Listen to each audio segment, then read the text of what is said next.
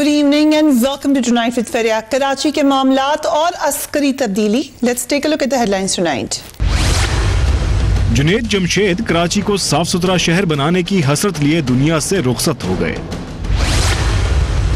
क्या कराची के मेयर वसीम अख्तर शहर को कचरे से पाक कर सकेंगे?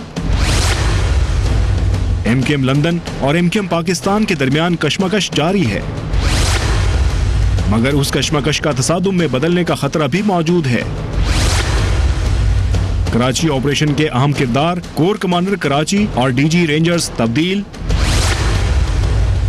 उस तब्दीली से कराची ऑपरेशन पर क्या असर पड़ेगा? पूछेंगे एमकेएम के रहनुमा रेहान हाशमी से, तहरीक इंसाफ के रहनुमा फैसल वावडा से और दिफाई तज्जियाकार जनरल अमजद शोएब से।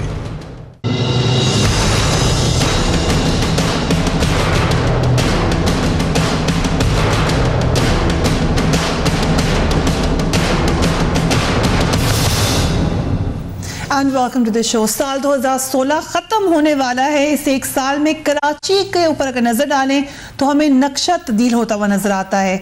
सबसे अहम तब्दीली मुत्तहिदा कौमी मूवमेंट में आई। एमक्यूएम के बागी रहनुमाओं ने पाक से जमीन पार्टी बना डाली। एमक्यूएम अपने कायद से ताल्लुकी इख्तियार करके एमक्यूएम पाकिस्तान बना चुकी है, जबकि एमक्यूएम लंदन कराची की सियासत में वापस आने की भरपूर कोशिश कर रही है। कायदे एमक्यूएम एक बार फिर कराची की सियासत पर कंट्रोल हासिल करना चाहते हैं और खबरें मुख्तलिफ हलकों से आ रही हैं कि इसके हवाले से भरपूर कोशिशें जारी हैं। इस वक्त एमक्यूएम लंदन और पाकिस्तान में तसादुम का खतरा भी पैदा होता हुआ नजर आ रहा है। इन दोनों धड़ों के दरमियान कशमकश की जो गर्द है वो कराची के सियासत के गिर्द को लपेट में लेती हुई नजर आ रही है, मगर सियासी गर्द एक तरफ, कराची के शहरी अपनी तरफ से अपने मसाइल की तरफ से हैरान और परेशान है कि वो किसकी जानिब देखें। कराची के जो मुंतखब मेयर वसीम अख्तर साहब हैं, उन्होंने कराची के मसाइल को हल करने के अज़्म का तो इज़हार किया है, मगर जो मेजर मसाइल हैं कराची के वो ही हल होते हुए नजर नहीं आ रहे। बड़े अरसे से हम यही सुनते हुए आ रहे हैं कि हर कोई कचरा साफ करना चाहता है। एक बार फिर इस मुहिम को तो तेज करने की कोशिश की गई है। मेयर ऑफ कराची क्या कहते हैं? Let's listen to Wasim Akhtar. Karachi के लोग तंग आ गए हैं और वाकई में तंग आ गए हैं। लोग परेशान हैं। हर एक के चेहरे को देखो, परेशानी नजर आती है। अब यहाँ की आवाम हमसे नौकरियां नहीं मांग रही है, अब वो कहती है कचरा हटा दो। इस स्टेज पे आके खड़े हो गए हम लोग। तो खुदा का वास्ता है, हम नेक नीति से काम करना चाह रहे हैं, सियासत से बालातर होके काम करना चाह रहे हैं। मेरी सीएम साहब से भी गुजारिश है, उनसे मीटिंग भी हुई है, उनकी भी सोच यही है। दूसरी तरफ सिंध हुकूमत और बल्दिया कराची के दरमियान इख्तियारात की कशमकश भी जारी है। ये बात बारहा मुत्तहिदा कौमी मूवमेंट कह चुकी है कि इख्तियारात के बगैर मसाइल हल कैसे करेंगे, मगर वज़ीर आला सिंध का कहना यह है कि वो शहर के मसाइल हल करने के लिए मेयर के साथ मुकम्मल ताउन करेंगे। शहर में सफाई मुहिम के हवाले से उन्होंने अभी ये कहा कि कराची से कचरा उठाने की जिम्मेदारी मेरी है, मैं पूरे सिंध को ओन करता हूँ, मैं कराची की हर किस्म की मदद करने को तैयार हूँ। मगर कुछ अर्से पहले वो इस हवाले से बाकायदा मीडिया एक्सरसाइजेस कर चुके हैं, मगर कोई कॉन्क्रीट एविडेंस नजर नहीं आ रहा कि इस मामले को हल करने की कोशिश की जा रही है। मुत्तहिदा कौमी मूवमेंट पर भी अगर आप नजर डालें तो जिस वक्त तक उनके कायदे अलग नहीं हुए थे वो एक भरपूर एक्सरसाइज कर चुके थे कि वो कचरा उठाएंगे। इस हवाले से मरहूम जुनैद जमशेद साहब खुद वॉलंटरली आगे कोशिश कर रहे थे कि वो कराची का गंद साफ करें। हमारे प्रोग्राम में इस हवाले से उन्होंने कराची के शहरियों से अपील की थी। Let's listen to Junaid Jamshed. Karachi इस वक्त कचरे का एक शहर है। यहाँ कचरे के ये समझिए कि ढेर नहीं है, कचरे के पहाड़ हैं और राइट अक्रॉस द टेबल जहां कचरा पड़ा हुआ होता है, आप देखिए हद निगाह तक आपको कचरा ही कचरा नजर आएगा। 2 करोड़ की आवाम है, हमें खुद भी थोड़ा शऊर पैदा करना पड़ेगा। मैं देखने वालों से कह रहा हूं, हमसे कराची गंदा होगा तो हमसे होगा, हुकूमत गंदा नहीं करेगी। कराची खूबसूरत होगा तो हमसे होगा, हुकूमत ही खूबसूरत कर सकती। लोगों को करना है, ये मेरा पैगाम है। कराची ऑपरेशन के हवाले से भी एक अहम तब्दीली हुई है। कोर कमांडर कराची और डीजी रेंजर्स तब्दील हो चुके हैं। आज उन्होंने सिंध एपिक्स कमेटी के आखिरी इजलास में शिरकत की। सवाल यह है कि क्या इस तब्दीली का असर कराची ऑपरेशन पर पड़ेगा, इस हवाले से बात करेंगे, मगर एक क्विक ब्रेक लेंगे। उससे पहले let's watch this report and let's take a break.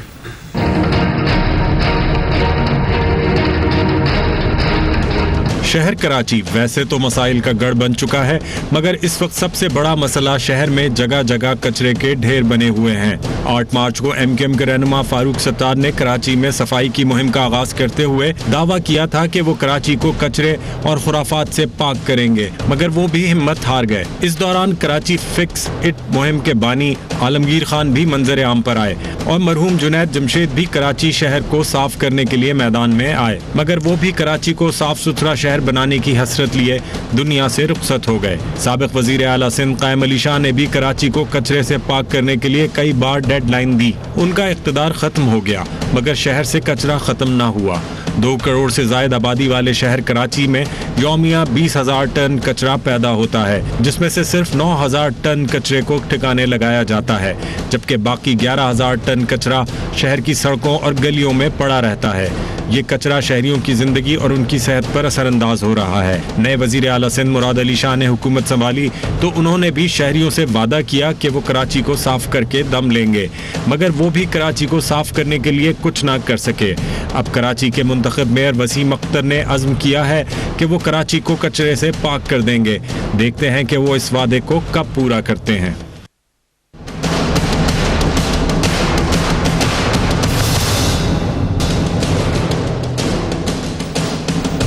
Welcome back. Change is part of life, लेकिन कराची में आने वाली अस्करी तब्दीलियां, क्या ऑपरेशन का इन पर कोई असर पड़ सकता है? जनरल अमजद शुएब, क्या कोई हम डिफरेंस देखेंगे, क्या कोई तब्दीली आती हुई नजर आ रही है आपको कराची ऑपरेशन में?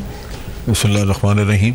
देखिए, ओवरऑल एक अदारे की अपनी एक पॉलिसी है, वेल कंसिडर्ड, और ये लोग सारे उसका हिस्सा रहे हैं। तो इंडिविजुअल्स के जाने से मेरा नहीं ख्याल कि उसमें कोई तब्दीली आएगी। कराची के अपने मसाइल हैं, जिसकी वजह से वहाँ पे जो कुछ आप कर चुके हैं वो भी आर्जी नज़र आता है, इस वजह से कि उससे ज़्यादा शायद किया नहीं जा सकता क्योंकि इख्तियारात नहीं है। बट इफ आई रिकलेक्ट, कुछ अर्सा पहले जब आप हमारे प्रोग्राम में आए थे तो आपने कहा था कि कराची ऑपरेशन अब कहीं क्लियर कट जाता हुआ नजर नहीं आ रहा। उसमें देखें ना, मैं बड़ी बात चीज़ आपको बताऊं, रेंजर्स की पावर अब ख़त्म हो चुकी हैं। उनको 90 दिन का जो इख्तियार दिया था वो भी ख़त्म हो गया। ट्रायल उनके पास पहले नहीं था। GIT उनकी अब ख़त्म हो गई, वो कर नहीं सकते क्योंकि वो डिटेंशन नहीं करते। इन हालात में रेंजर्स का होना वहाँ पे बड़ा मामूली फ़ायदा का है, क्योंकि आप एक सिक्योरिटी ड्यूटी वहाँ पे कर रहे हैं। ठीक, so back to before the operation. हाँ, तो आपने प्रैक्टिकली ऑपरेशन को तकरीबन ख़त्म कर दिया हुआ है वहाँ पे। ठीक है। सो जब ये सूरत हाल है, और पहले भी पाबंदियां थीं, और चीफ ऑफ आर्मी स्टाफ जब ये कहते थे कि करप्शन और टेररिज्म का नेक्सस तोड़ना है, तो वो सबसे ज़्यादा रेलेवेंट तो कराची से ही था। क्योंकि कराची में पैसा बहुत है और क्राइम जो है, खासतौर वाइट कॉलर क्राइम तो बहुत ही ज़्यादा था और पैसे की वजह से था। तो वो भी वहाँ पे रुकावटें आ गई, क्योंकि कायम अली शाह साहब के वक्त में पाबंदी लग गई थी कि आप रेड नहीं कर सकते जगहों पे जब तक आप इजाज़त ना ले लें। तो उस लिहाज से बतदरीज आपने अपनी एक्शन प्लान जो थी उसको डिग्रेड किया है, उसको आप रिड्यूस करते गए हैं। और अब सूरत हाल ये है कि मेरे ख्याल के मुताबिक अब सिर्फ पुलिस है जो मेन काम कर रही है, रेंजर्स को वहाँ पे बड़ा एक सेकेंडरी रोल में बिठा दिया गया। So this is the reality now in Karachi. अगर यही सवाल मैं आपसे करूँ वाडा साहब, कि नई कमान और नई पोजीशन में इस वक्त रेंजर्स नजर आ रहे हैं, तो हम समझें कि जो ऑपरेशन से पहले वाली सूरत हाल थी हम वहां पर जा रहे हैं कराची में। मीनवाइल आपकी पुलिस का इतनी एम्पावर है कि मामलात अब बिल्कुल ठीक रहेंगे? शुक्रिया फरिया साहबा। देखिए, अगर आपको याद हो तो आपके भी प्रोग्राम्स में बाकी है, मैंने कहा कि 60% कराची में अमन आया है, लेकिन वो टेम्परेरी है, नंबर 1। नंबर 2 ये कि जो पकड़ धकड़ की रेंजर्स ने या पुलिस ने अच्छा काम किया, वो टेम्परेरी इसलिए था कि वो अदालतों के अंदर सबूत नहीं थे, और सबूत ना होने की वजह से किसी को भी सजा नहीं हो सकी। और जो एपेक्स कमेटी के अंदर जितनी भी लोगों को लेफ्ट राइट पे बिठाया गया पॉलिटिकल पार्टीज के, वही इस कराची और सिंध की अमन का मसला है। दहशतगर्दी उसमें हो या चोरी हो, भत्ताखोरी हो, जिन लोगों को लेफ्ट राइट पे बैठ के कोर कमांडर साहब, DG रेंजर साहब और बाकी इदारे मीटिंग्स करते थे, वही तो पाक कराची का रीजन है आज तक की प्रॉब्लम्स का। और उसमें चाहे हम कचरा साफ करने की बात करें तो सबसे पहले तो मेरे हिसाब से जो सियासी और सियासत जो कचरे वाली हो रही है वो साफ होने की जरूरत है। मेरे हिसाब से तो सियासतदान सबसे बड़ा कचरा है। वाडा साहब, आप ये कह रहे हैं कि मुत्तहिदा कौमी मूवमेंट जिनके साथ बैठ के मीटिंग्स होती थी वो खुद ही पार्ट ऑफ द प्रॉब्लम है? देखिए जी, ये तो इसमें तो कोई दो राय नहीं है कि जो भत्ताखोरी का कॉन्सेप्ट लाया गया या 20 साल से इनके पास कराची का मैंडेट है, ये क्लेम करते रहे। इन्होंने कौन सी दूध की नहरें कराची को दे दी, आते जाते रहे पीपल्स पार्टी की गवर्नमेंट में अपने मुतालबात के ऊपर, मुफाद के ऊपर। फिर जब इनके ऊपर पकड़ दकड़ हुई, इनके काणे लंगड़े लूले पकड़े गए, कातिल, दहशतगर्द, असले वाले जो भी पकड़े गए, इनमें एक डिवाइड आ गया, ये पाकिस्तान और लंदन बन गई। अब इनमें कोई और चीज आ जाएगी तो ये ऑस्ट्रेलिया और स्पेन बन जाएंगे। तो देखिए, ये गठजोड़ जो है और अभी भी जो टेंशन क्रिएट नजर आ रही है पब्लिक की आंखों में, ये एक ही है, एक ही ताली के चट्टे बट्टे हैं। इसमें अच्छे लोग भी हैं, रेहान हाशमी को देख लें आप, ख्वाजा इज़हार देख लें, फैसल सब्जवारी है, खुशबख्श शुजात साहब है, इनमें अच्छे लोग हैं बिल्कुल। लेकिन इनको मिलिटेंट विंग बन चुका है और मिलिटेंट विंग इस पार्टी को रन करता है, पार्टी नहीं है कहीं भी मौजूद। और मेयर साहब की जहां तक बात करिए, 2 साल से ज्यादा ऑपरेशन रहने के बावजूद हम अभी भी ये समझते हैं कि वो मिलिटेंट विंग बाकी है और बाकियात मौजूद हैं और ऑपरेशन को कर्टेल करने से दोबारा मामला ऐसे हो जाएंगे। साहब, कोई भी सीरियस नहीं है, कोई इदारा हमारे मुल्क का सीरियस नहीं है काम करने के लिए, कोई भी इदारा। करप्शन जो है वो ब्लड स्ट्रीम्स में जा चुकी है, सिर्फ लिप सर्विसिंग जरूर होती है। कोई अपनी शोहरत के वावेला में चाहता है, कोई अपनी दलेरी का नशे में, कोई अपनी सियासत के नशे में। ये करप्शन का पूरा माहौल है, पूरा बाजार है। यही 3-4 पॉलिटिकल पार्टीज हैं जिनका मैकेनिज्म है। ये इलेक्शन रिग भी करती है, इलेक्शन चोरी भी करती है, इलेक्शन जीतती भी है, बत्ताखोरी भी करती है, चाइना कटिंग का निजाम भी इन्होंने इंट्रोड्यूस किया, एमक्यूएम ने, इसमें बाकी पॉलिटिकल पार्टीज भी इन्वॉल्व है। ये गठजोड़ है। आप देखिए, कोई पाकिस्तान का इदारा काम करने को तैयार नहीं, सिवाय बातों के, बड़ी बड़ी बातें, result zero. So end of the day हम जीरो पे ही खड़े। ये कचरा पॉलिटिक्स है और कचरा सियासतदान है। पहले इनको साफ करेंगे तो फिर बाकी चीजों की सफाई की बात हम कर सकते हैं। बड़े डिसअपॉइंटेड नजर आ रहे हैं फैसल वारिस साहब। रेहान हाशमी साहब, मुत्तहिदा कौमी मूवमेंट को सबसे ज्यादा इतराज रहा है इस ऑपरेशन से, कमान की तब्दीली और कर्टेल्ड पावर्स जो अब रेंजर्स की हैं, उससे आप समझते हैं कि आपकी शिकायत दूर हो जाएंगी? बिस्मिल्लाहिर्रहमानिर्रहीम। पहले तो मैं ये अर्ज कर दूं कि मैं बहुत ही ऑप्टिमिस्टिक था और रहूंगा, और अपने दोस्त फैसल वाडा की इस बात से बिल्कुल मुत्तफिक नहीं हूं, क्योंकि जिस पसमुर्दगी का इजहार किया इन्होंने, उससे तो बज़ाहिर ऐसा लगता है कि हमारे वो आर्म फोर्सेस के जवान, वो लॉ एनफोर्समेंट के, वो रेंजर्स के, वो पुलिस के जवानों की कुर्बानियां रायगा चली गई। तो हौसला रखना चाहिए। और मुत्तहिदा कौमी मूवमेंट की डिमांड पर यह ऑपरेशन शुरू हुआ था और मुत्तहिदा कौमी मूवमेंट हमेशा से ये कहती रही, और आज भी मैं ये कह रहा हूं कि ऑपरेशन के नताइज लॉन्ग टर्म होने चाहिए, लॉन्ग टर्म उसके रिजल्ट्स आने चाहिए, देरपा और पायदार नताइज मिलने चाहिए, क्योंकि एक मल्टी एथनिक बिल्कुल आने चाहिए। मगर क्या इस ऑपरेशन के आपको नताइज देरपा नजर आ रहे हैं, और क्यों नजर आ रहे हैं? अगर नजर आ रहे हैं, क्या तब्दीली आप समझते हैं कि आगे आने वाले दिनों में नजर आएगी?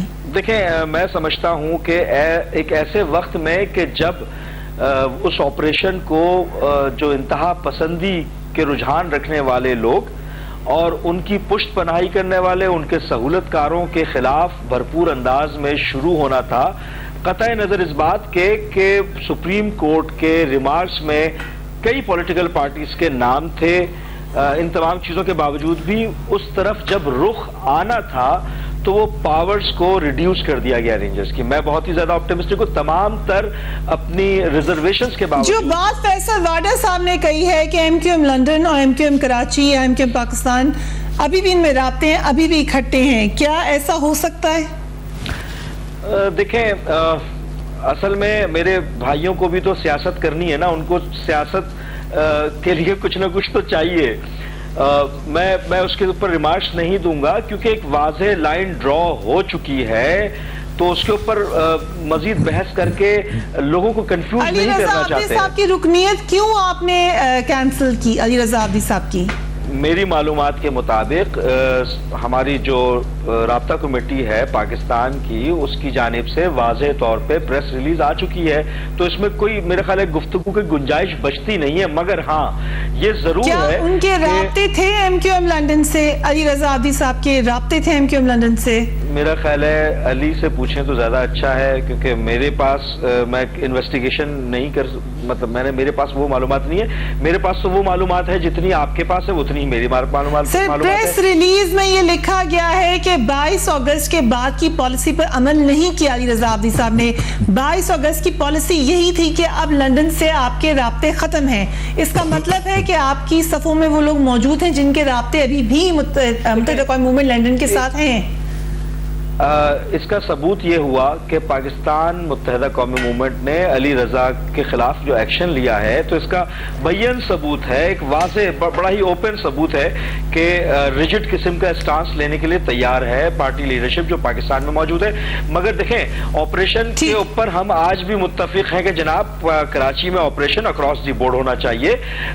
मैं तमाम तर रिजर्वेशन के बावजूद, वो रिजर्वेशन चाहे वो मावराए अदालत कत्ल होने वाले कारकुनान के हवाले से हो, वो रिजर्वेशन चाहे मिसिंग पर्संस के हवाले से हो, मैं इन तमाम तर रिजर्वेशन के बावजूद भी इस बात का हामी हूं कि जनाब ये ऑपरेशन अपने मंतकी अंजाम तक पहुंचना चाहिए, उन तमाम लोगों को गिरफ्तार। ठीक है, ये बड़ी अहम बात है रेहान हाशमी साहब, ये बड़ी अहम बात है।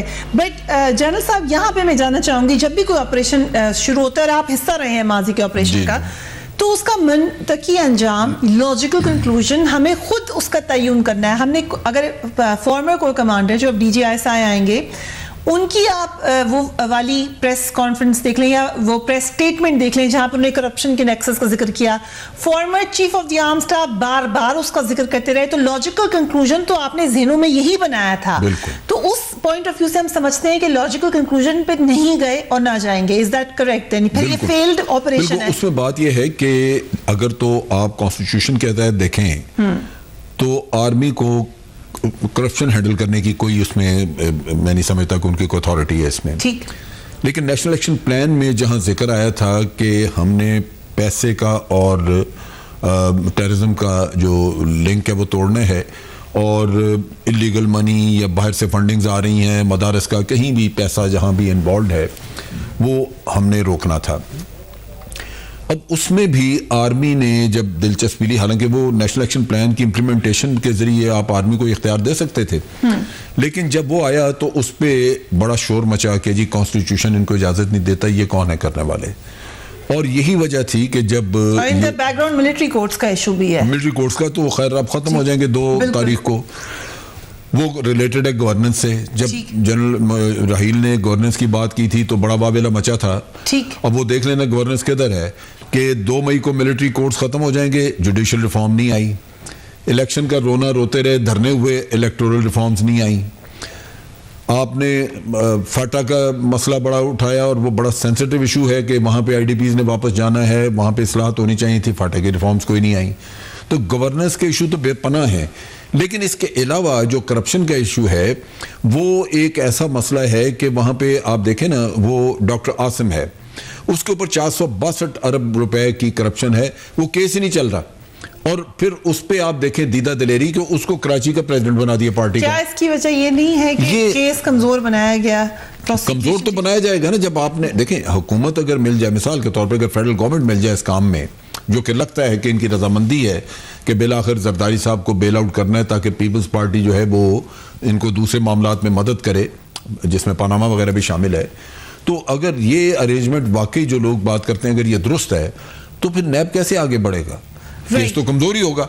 और ये मैं समझता हूँ कि इस बात पे मेरा अपना अंदाजा है कि यह नैब इम्प्लीमेंटेशन बन जाएगा जनरल राहील शरीफ का नैब।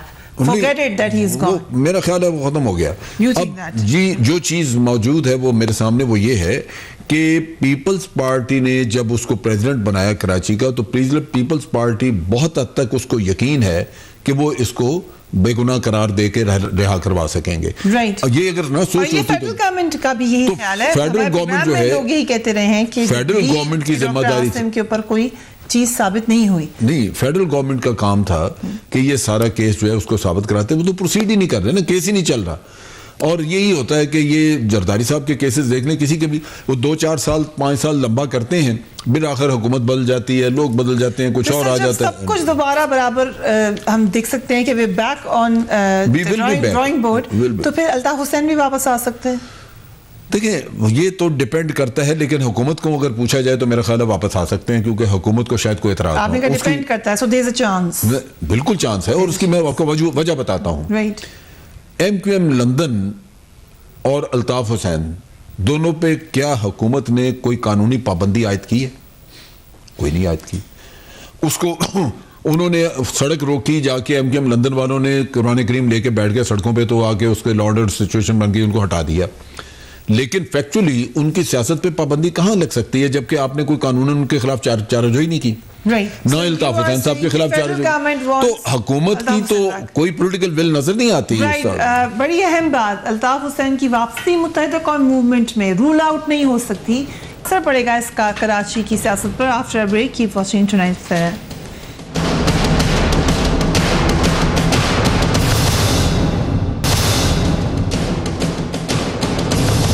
And welcome back. फैसल वाटर साहब, अभी जनरल साहब ने भी ये बात कही, फेडरल गवर्नमेंट की तरफ से वो कह रहे हैं इंडिया है, and he is saying we can not rule out कि अल्ताफ हुसैन सियासत में वापस आ जाएं। पीटीआई का क्या स्टांस होगा इस हवाले से? फरिया साहब, देखिए जनरल साहब की बात को मैं कंप्लीटली इंडोर्स करता हूं, और अगर आप अपने शो का रिकॉर्ड निकालें तो उसमें आपको ऑन रिकॉर्ड मेरा स्टेटमेंट मिलेगा कि फेडरल गवर्नमेंट ने ये सारा ड्रामा, जब इन्होंने पार्लियामेंट से निकलने की बात की थी एमक्यूएम ने, तो फेडरल गवर्नमेंट ने ही इनको बैकअप दिया था ये पाकिस्तान और इंग्लैंड के प्लान के साथ, लंदन के। और अगर फेडरल गवर्नमेंट चाहती तो सुप्रीम कोर्ट में रेफरेंस देके बैन कर देती इस ऑर्गेनाइजेशन को, नोइंग द फैक्ट कि इनके फेडरल गवर्नमेंट की अपनी स्टेटमेंट थी कि रॉ से इनके कनेक्शन है और ये करप्शन में इन्वॉल्व है, ये भत्ताखोरी में, जलाने में, टारगेट किलिंग में, इंडियन ट्रेनिंग कर रहे हैं, पासपोर्ट्स निकल रहे हैं, अब मीटिंग्स अटेंड कर रहे हैं। और मुस्तफा कमाल साहब भी चीफ शोर बचा रहे थे और उनका ज़मीर भी जाग गया था, और फिर गवर्नर साहब की भी कहानी आ गई थी। ये सब अगर आप पूरा अगर इसको समअप करें तो ये part and parcel of the game है, और अल्ताफ हुसैन साहब की ही एमक्यूएम है और एमक्यूएम ही अल्ताफ हुसैन है। इसको रूल आउट करने का कोई जो वो है ही नहीं जवाब, और बिल्कुल वो आएंगे और वो पार्ट ऑफ द गेम आज भी है। और जो अली रजा आब्दी की बात है, वो बड़ा अच्छा फेस है पार्टी का और बड़ा ही मॉरली स्ट्रेट आदमी है।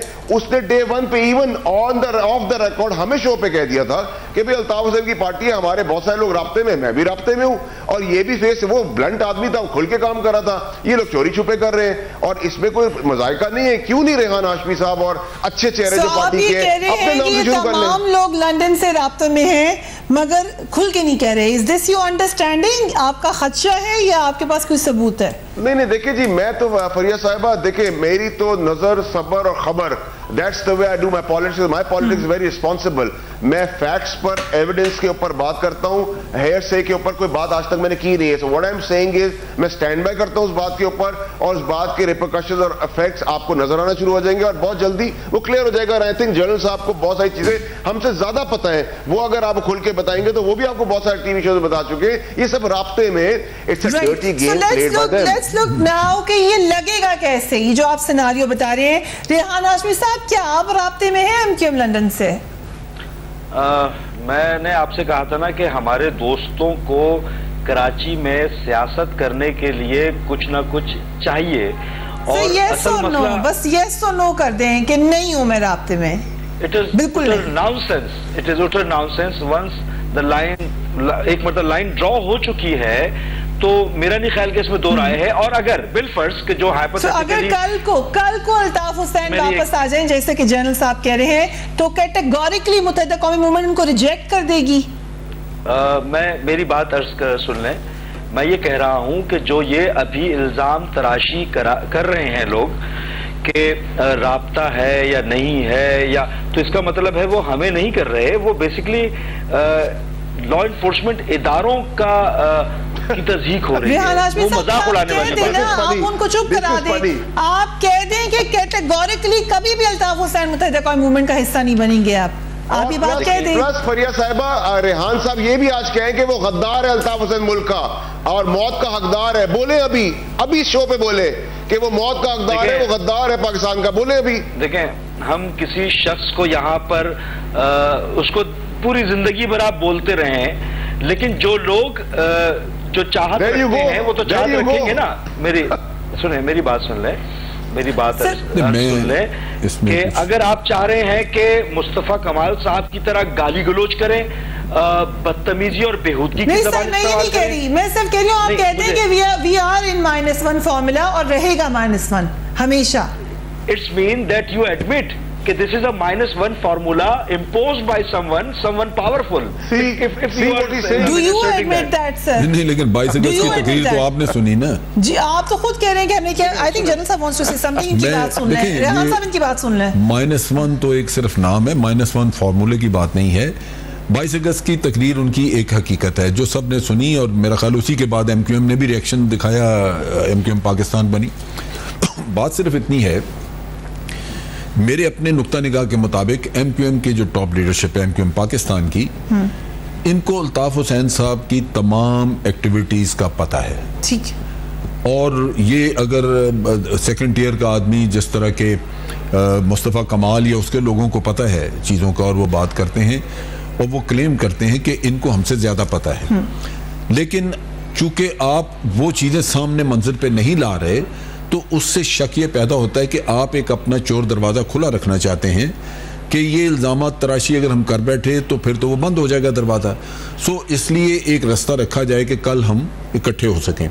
ये एक हो सकता ना हो, ये मैं मतलब एक अजम्पशन की बात कर रहा हूँ कि ये शकूक व शुबात इसलिए पैदा हो रहे हैं, वरना मैं समझता हूँ कि फारूक सत्तार, इजहारुल हसन वगैरह लोग जिनको जो पता है, आज अगर वो कौम की अपनी कम्युनिटी की सबकी मदद करें तो लोगों की आंखें खुल जाएंगी, उनको बताया जाएगा कि भाई हम खुद गवाह हैं इन चीज़ों के कि ये कुछ होता रहे। तो इससे आप ये कह सकते हैं कि जी आज आपने राब्ता मुकम्मल तोड़ दिया, क्योंकि आज आपने उनके ऊपर से वो पर्दा उठा दिया है। राइट। फैसल वाटर साहब, एक और वाकया भी हुआ, वसीम अख्तर साहब की कचरा मुहिम को जब रोकने की कोशिश की गई तो MQM लंदन ने कहा कि आप उनके साथ कोऑपरेट करें, ये भी हमने होते हुए देखा। दूसरा जो अब अहम नुक्ता हमें नजर आ रहा है कि अगर ये तमाम बातें अंडू हो जाती हैं तो आइंदा कभी कोई ऑपरेशन होता है तो उसको कितना सपोर्ट करेगा मीडिया, या उसको कितना सपोर्ट करेगी आवाम?